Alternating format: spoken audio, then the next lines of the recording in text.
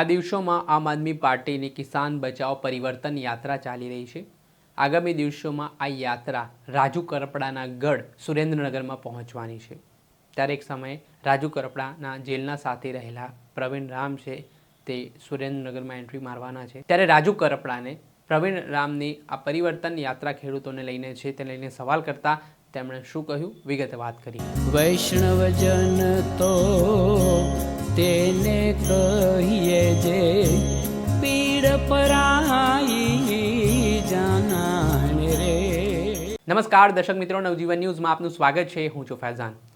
થોડાક સમય પહેલા ખેડૂત નેતા રાજુ કરપડાએ આમ આદમી પાર્ટીથી રાજીનામું આપ્યું હતું। ત્યારબાદ હવે પ્રવીણ રામ ખેડૂત નેતા તરીકે આમ આદમી પાર્ટીમાં મોરચો સંભાળતા દેખાઈ રહ્યા છે। ગીર સોમનાથથી થોડા દિવસ પહેલા આમ આદમી પાર્ટીએ ખેડૂત પરિવર્તન યાત્રા છે તે કાઢવામાં આવી હતી, જે યાત્રા અલગ અલગ જિલ્લાઓમાં તાલુકાઓમાં ફરી રહી છે। આગામી દિવસોમાં આ યાત્રા સુરેન્દ્રનગર, જે ખેડૂત નેતા રાજુ કરપડાનું ગઢ માનવામાં આવે છે, ત્યાં પહોંચવાની છે। તે પહેલાં જે રીતે રાજનીતિ તેજ બની છે, ત્યારે આ વચ્ચે હવે આમ આદમી પાર્ટીના નેતા પ્રવીણ રામની યાત્રા સુરેન્દ્રનગર પહોંચે તે પહેલાં રાજુ કરપડાનું મોટું નિવેદન સામે આવ્યું છે, જેમાં તેમણે આ યાત્રાને પોલિટિકલી યાત્રા ગણાવી છે। તેઓ કહી રહ્યા છે કે ખેડૂતો માટેની જે લડાઈ હોય તો કેમ કોઈ જગ્યાએ કોઈ આવેદનપત્ર આપવામાં ના આવ્યું, કેમ કોઈ અધિકારીઓને રજૂઆત કરવામાં નથી આવી રહી, માત્ર લોકોને ભેગા કરીને એક માહોલ છે તે બનાવવાના પ્રયાસ આમ આદમી પાર્ટી કરતી હોય તે પ્રકારના પ્રહાર તેમણે કર્યા।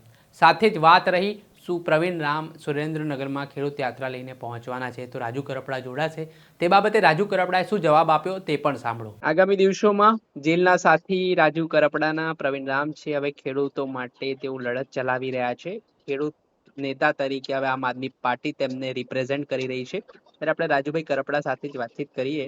તેમના ગઢમાં હવે ખેડૂતની યાત્રા લઈને પ્રવીણ રામ આવી રહ્યા છે। પ્રવીણભાઈ પહેલા તો માફ કરજો રાજુભાઈ, પહેલા તો શું કહેશો? પ્રવીણ રામ છે તેઓ ખેડૂતોને માટે કિસાન બચાવ પદયાત્રા લઈને ચાલી રહ્યા છે ને હવે આ પદયાત્રા છે તે સુરેન્દ્રનગરના મૂડી તાલુકામાં જે આપનો ગઢ મનાય છે ત્યાં આવી રહી છે, તો કઈ રીતે જુઓ છો? કિસાન બચાવો યાત્રા નીકળી છે, પદયાત્રા નથી, પર કિસાન બચાવો પરિવર્તન લાવો યાત્રા છે। પણ ક્યાંક ને ક્યાંક હું એવું માનું છું કે યાત્રા તો તમામ જિલ્લાઓમાંથી પસાર થતી હોય છે। એક રાજકીય પાર્ટીનું આયોજન છે। સોમનાથ થી નીકળ્યા પછી અત્યાર સુધીમાં એક પણ જગ્યાએ સફળ ન થયેલી યાત્રાને સુરેન્દ્રનગરમાં સફળ બનાવવા છેલ્લા 4-5 દિવસથી એડી ચોટીનું જોર લગાવવામાં આવી રહ્યું છે। ભાડાની ભીડ ભેગી કરવાના પણ પ્રયત્નો થઈ રહ્યા છે। પરંતુ મારું સ્પષ્ટ માનવું છે કે કોઈ પણ રાજકીય પાર્ટીની સભા હોય તો એમાં ખેડૂતોએ ખરેખર જવું જોઈએ। હું આમ આદમી પાર્ટી છોડી દીધી છે, એ ખેડૂત માટે સભા કરશે, હું ના પાડીશ, હું રોકીશ, આવું ન થવું જોઈએ। હું તો એવું કહીશ, અત્યારે તો હું કોઈ પાર્ટી સાથે જોડાયેલો નથી, તો હું એવું માનું ભાજપની સભા હોય તો બી જવાય, કોંગ્રેસની જવાય, આપની જવાય, પણ એમાંથી ખેડૂતોએ જાણવું એ જોઈએ કે આપણા માટે સાચી લડાઈ કોણ લડે છે। બરાબર। આમ આદમી પાર્ટી સોમનાથ થી પ્રસ્થાન કરી અને અહીંયા પહોંચ્યા ત્યાં સુધીમાં હું તમે ગુજરાતની જનતા જાણે છે એક પણ જગ્યાએ ખેડૂતોનું ઇન્વોલ્વમેન્ટ જે અપેક્ષા હતી એ મુજબ નથી રહ્યું। આ વાત માનવી પડે। માનો છો તમે તો માનો છો ને? બિલકુલ। યાત્રા તદ્દન નિષ્ફળ થઈ છે। તો આમ આદમી પાર્ટી સાથે ખેડૂતોએ અંતર બનાવ્યું એનું કારણ શું? આ જવાબ તો આપના નેતાઓએ આપવો જોઈએ કે શા માટે ખેડૂતો અંતર બનાવી રહ્યા છે। આજે આવડું મોટું ફાઇનાન્સ કરવામાં આવે છે, આવડી મોટી વ્યવસ્થા પાર્ટી તરફથી થાય છે, બધા સંસાધનો પ્રોવાઈડ કરવામાં આવે, તેમ છતાં યાત્રા સફળ નથી થતી। હવે એ યાત્રાને સુરેન્દ્રનગરમાં સફળ બનાવવા માટે એડી ચોટીના તમામ પ્રયત્નો થાય છે। હું માનું છું કે બહારથી ભીડ લાવવાના પ્રયત્ન થાય છે, એ ભીડ બતાવવાની કોશિશ પણ થઈ રહી છે।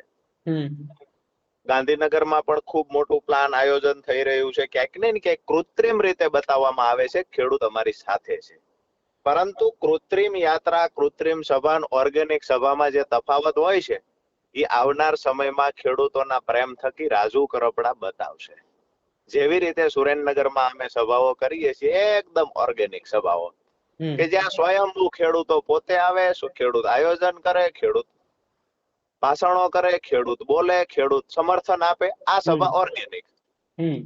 અને આ સોમનાથથી પ્રસ્થાન કર્યા પછી મને એવું લાગે છે કે 1 અઠવાડિયાથી વધારે સમય થઈ ગયો, પરંતુ હજુ કોઈ જગ્યાએ યાત્રા સક્સેસ કે સફળ થઈ હોય એવું દેખાતું નથી. તમારા સુરેન્દ્રનગરના કેટલાક ખેડૂતો સમર્થનમાં જોવા મળી રહ્યા છે, એ લોકો આવકારી રહ્યા છે યાત્રાને આમ આદમી પાર્ટીની.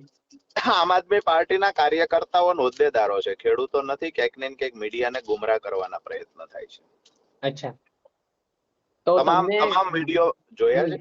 આમ આદમી મને મેસેજ પણ મળ્યા છે, પણ એ કાર્યકર્તાઓ છે ને એને ઉપરથી સૂચના આપવામાં આવે એ પ્રમાણે ડિઝાઇન કરી જે આમ આદમી પાર્ટીના હોદ્દેદારો છે એ ખેડૂત બને ક્યાંક ને ક્યાંક વિડીયો બનાવે છે. પણ મારું સ્પષ્ટ માનવું છે કે ખેડૂતોના મુદ્દે તમામ લોકોએ લડવું જોઈએ અને જે ખરેખર લડાઈ સાચી હોવી જોઈએ. આજે તમે યાત્રા ત્યાંથી નીકાળો છો સોમનાથથી ગાંધીનગર સુધી, બરાબર છે, માત્ર ફોટો, વિડીયો, રીલ્સ આવું બધું થાય છે. આખી યાત્રામાં એક પણ જગ્યાએ નથી કોઈ જગ્યાએ મુદ્દાનું આવેદનપત્ર આપવાની વાત, નથી કોઈ જગ્યાએ કલેક્ટરને મળવાની વાત, નથી કોઈ જગ્યાએ ગાંધીનગરમાં મુદ્દાઓ ભેગા કરીને આપવાની વાત. તો આ યાત્રાનો મતલબ શું છે? બરાબર છે. ક્યાંક ને ક્યાંક બળજબરી પૂર્વક ખેડૂત નેતા તરીકે કોઈને ઉભા કરવાના પ્રયત્ન થાય છે. મારા માટે ખુશીની વાત એ છે કે આજે રાજુ કરપડાની ગેરહાજરી પછી આમ આદમી પાર્ટીએ ખેડૂતો માટે લડવાની તૈયારી દર્શાવીને આગળ આવવું પડ્યું. તો હું તો અપેક્ષા રાખું બધી પાર્ટીઓ ખેડૂતો માટે બોલતી થાય તો અમારા ખેડૂતોના પ્રશ્નને વાચા તો મળશે, અમારા ખેડૂતોના પ્રશ્ન સોલ્વ તો થશે, ચાહે કોઈના હાથે સોલ્વ થાય, પણ ખેડૂતોના મુદ્દે બહાર લડવા આવ્યા છે એ જ મારાથી મોટી ખુશીની વાત બીજી કોઈ ના હોઈ શકે. અચ્છા રાજુભાઈ, મારા 2 છેલ્લા પ્રશ્ન છે. એક પ્રશ્ન, આ ખેડૂતો માટેની આ યાત્રા છે, જો પ્રવીણ રામ તમને આમંત્રણ આપશે તો તમે આ યાત્રામાં તેમની સાથે જોવા મળશો, જોડાશો? સીધી વાત એ છે કે આમ આદમી પાર્ટીનું પ્લેટફોર્મ મેં છોડી દીધું છે. ખરેખર ખેડૂતો માટે પ્રમાણિકતાથી આમ આદમી પાર્ટીના કોઈ નેતા લડવા માંગતા હોય અને બિન રાજકીય રીતે બિન રાજકીય પ્લેટફોર્મ પર જો સભા કરવા માંગશે ખેડૂતની, તો રાજુ કરપડા ચોક્કસથી જશે. આપે સાંભળ્યા, આ હતા ખેડૂત નેતા રાજુ કરપડા. તેમના દ્વારા કહેવામાં આવી રહ્યું છે કે આ યાત્રા પોલિટિકલી યાત્રા છે, ખેડૂતો માટેના કોઈ મુદ્દા છે તે સમાવવામાં નથી આવ્યા, માત્ર ખાલી દેખાવ કરવામાં આવી રહ્યો છે ને ખેડૂત ચહેરો બનવામાં આવી રહ્યો છે. બીજી તરફ તેમણે વધુમાં કહ્યું કે આજે સુરેન્દ્રનગરમાં કેટલાક લોકો નિવેદન આપી રહ્યા છે તે ખેડૂતો નથી, તેઓ આમ આદમી પાર્ટીના કાર્યકરો છે અને પાર્ટીમાંથી દબાણ કરવામાં આવી રહ્યું છે, જેના કારણે તેઓ આવું કરી રહ્યા છે. દર્શક મિત્રો, આવા જ નવા વિડીયો સાથે આપણે માહિતગાર કરતા રહીશું, એટલે નવજીવન ન્યૂઝ જોતા રહો.